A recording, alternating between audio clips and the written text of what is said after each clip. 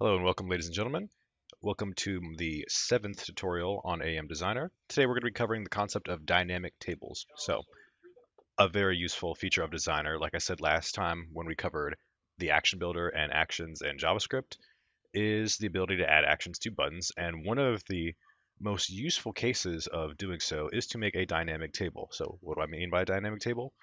Um, a dynamic table is a table where you can, upon runtime, create multiple rows and have your user add rows, remove rows, and just save a lot of space in your form for a table where you might, instead of building out a table that'll have like 10 rows, 20 rows, you can just give it one row like this and leave it up to the user to decide however many rows that they need. Now, this functionality is only available with Designer. You could not do something like this at all in Acrobat or any other PDF program.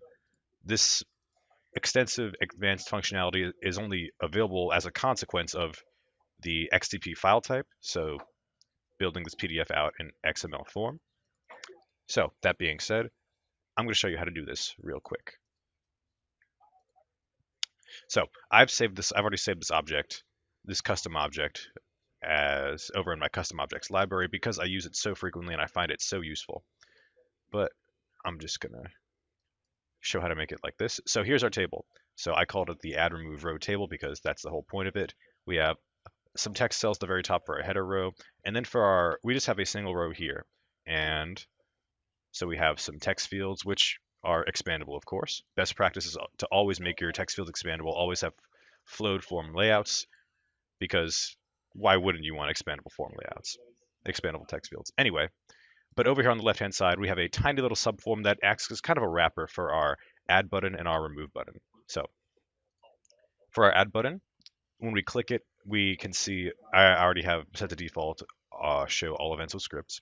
And so our only event with a script for our add button. So if we go through this little directory name, so row one, add button. Okay, so here's our add button, and the click event for this add button is this. So when we click this add button, we want to get this dot parent dot parent dot instance manager dot add instance. So what does this mean? So this essentially is this. It is the button that we are referring to. In this case, the add button. So we're going to get dot parent dot parent. So we're going up two levels. So this, the add button, this dot parent dot parent. So we are essentially calling the row from the add button. So when we click the add button, we are calling the row. And then the instance manager, which is crucial for what we want to add. And then finally the add instance. So what does this do? So so essentially what we're saying is we're adding another instance of this row.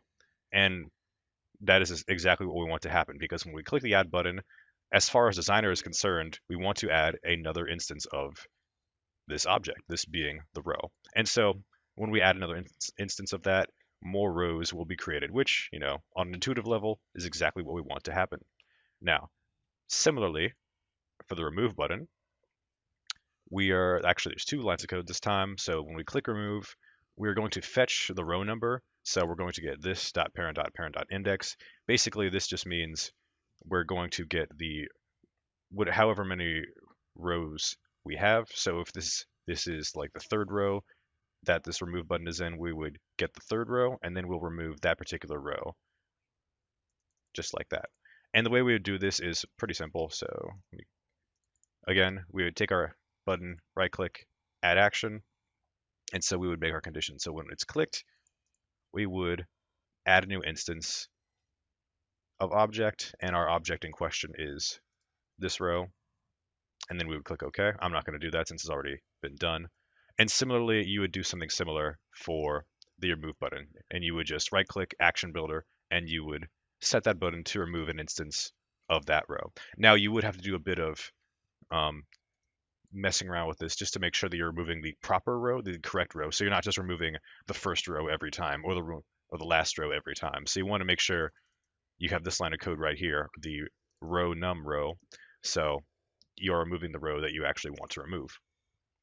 But yes, it's very simple to make a table like this, and once you have it set up, it is very easy to use, very useful, and you can save it as a custom object and use it in your next form and every other form that you build out till the end of time.